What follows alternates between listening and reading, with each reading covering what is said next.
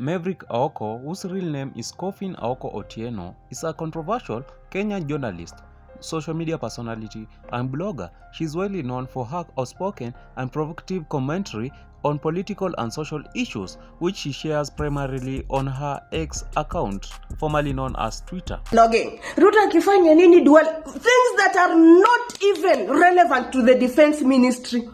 Yeah? Yendi amekuwa Itumbi, yendi amekuwa blogger wa UDA, wa Ruto yawa. In the mid-October 2025, Maverick Aoko faced a backlash and condemnation for posts on her X account, which some users interrupted as her hinting at former Prime Minister Raila Odinga being poisoned before his death. Aoko had been sharing posts suggesting this in the week leading up to Raila Odinga's passing.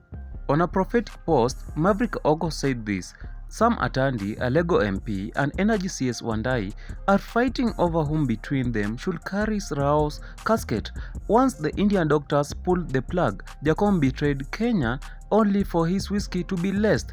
Tenyo Kaga Dog Siaya Brigade will not believe. In fact, Raila is unburnt." In less than 24 hours, Raila was pronounced dead in India. Manze, usikii historia Rao, mimi naona ni kama kuna venye watu wametubeba. Like umzae ni kama alizidi tu kitambo. Unacheki hiyo time nye hizo rumors zilianza kujitokeza, sijui Rao wako wapi, sijui nini, sijui kuna nini imehappen, and then ODM wakatoka wakaanza kusema huyu mse ameenda nje, ameenda kwa sijui nini huko nje. Like walijaribu kututupanisha hapa hivi. Mimi I feel like unajua venye saizi imetokea na tension everywhere. Saizi hata nimetoka tao, kila mtu una matawi na nini. So I guess hao watu waliconcile news for some time. Ni kama mzae hajazidi leo. Mzae ni kama alizidi maybe hata last week. Possibility ziko hivyo. So wakajaribu kutafuta the best way ya kuibreak.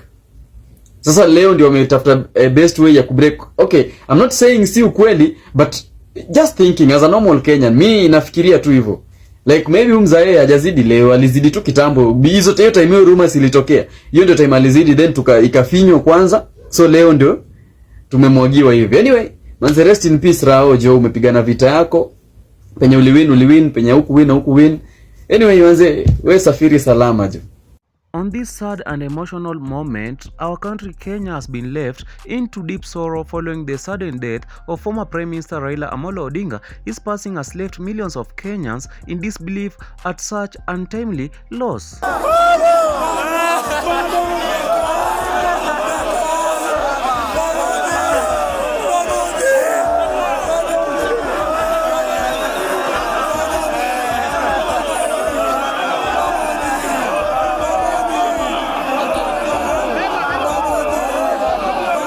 And that's why today I did a closer research at the events that led to his untimely demise.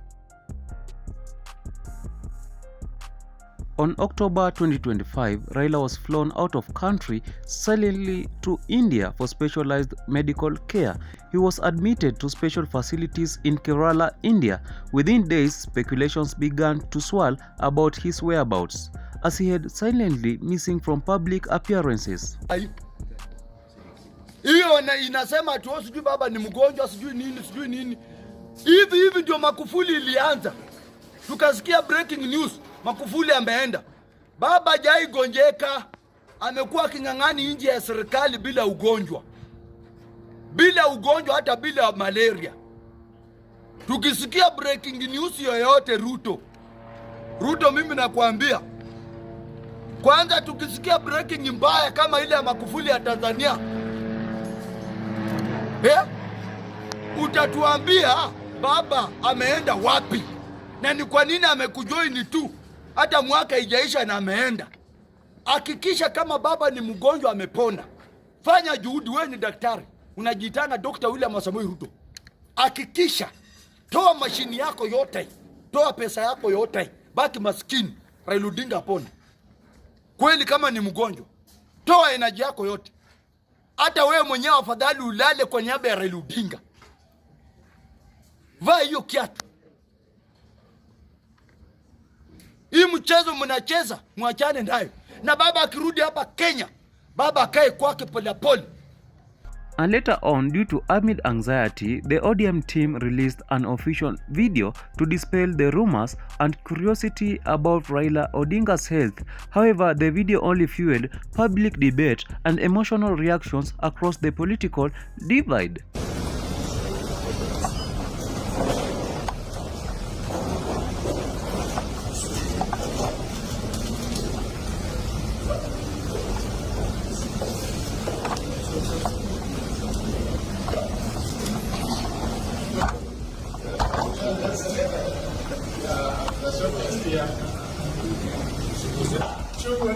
Tukutane Mombasa. Tukutane Mombasa.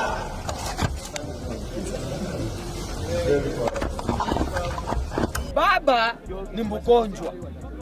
Bwana, wameforce Raila Odinga kutoka hospitali, wameka viti tatu huko nje, ati wapige picha na Raila, ati kudanganya wa Kenya, ati Raila sio mgonjwa. Mimi naombea Raila Odinga quick recovery, lakini hatutakubali Junet, hatutakubali Junet. Now you see, on October 15th, 2025, around 6 a.m., where Raila Odinga was on his morning walk or morning routine exercise, he suddenly experienced a breathing difficulty and collapsed. He was rushed to the nearby Devantha hospital, where doctors made their desperate attempts to rescue him. However, their efforts were in vain. He was pronounced dead at 7:20 a.m. at Kenyan time. As news of his death spread, many netizens were left wondering what exactly is cardiac arrest and why was it difficult to save him. And because it was too late, after our doctors confirmed he also had several underlying conditions including diabetes, hypertension and subdural hematoma, which might have complicated the heart's beat. Mr. Raila Amlo, 80 years old, former Kenyan Prime Minister, was brought to our emergency medicine today morning at 8:20 a.m. with a history of sudden collapse during his morning walk at Sritariyam, which is an Ayurvedic hospital close to our place.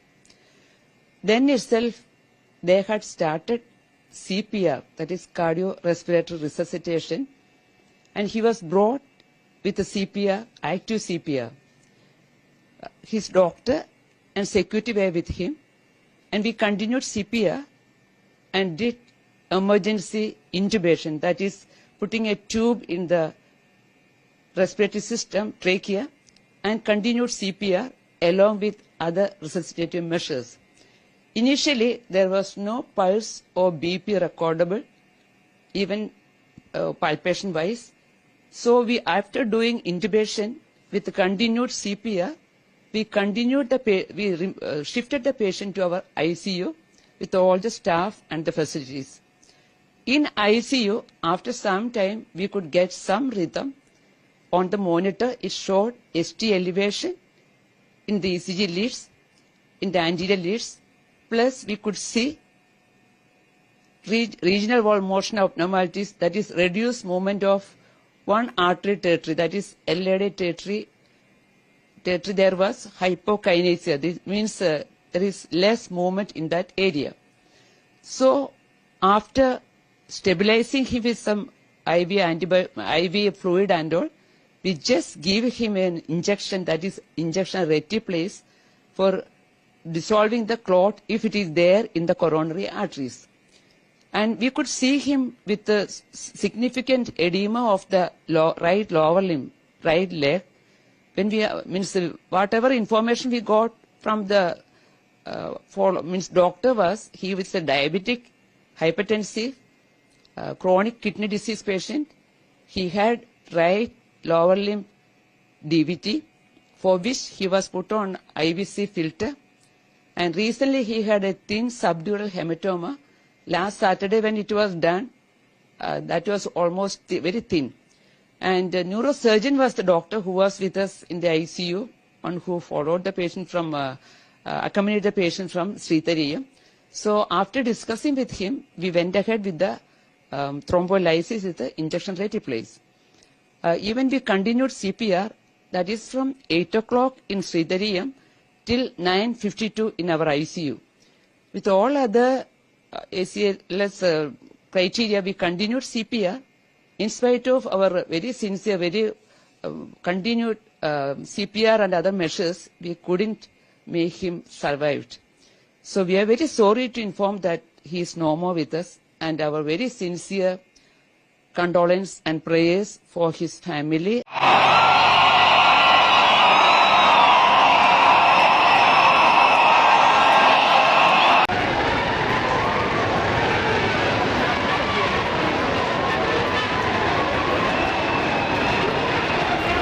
Many questions will continue to blow up if Maverick Aoko's prophecy was right, or did Raila Odinga died earlier? And for now, a political giant and national icon has already breathed his last, and we can just say that may his soul rest in eternal peace. Presenter Gama, Trending Talks. If you die, there's nothing to fear. Why? Because you either go to heaven or to hell. If you go to heaven, there's nothing to worry about. You'll be okay. Even if you go to hell, there's nothing to worry about. You'll find so many of your friends.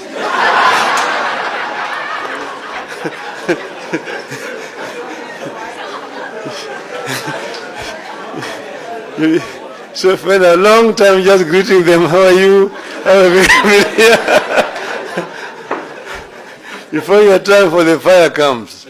So therefore, don't fear. You have nothing to fear as Kenyans. We will succeed in the long run.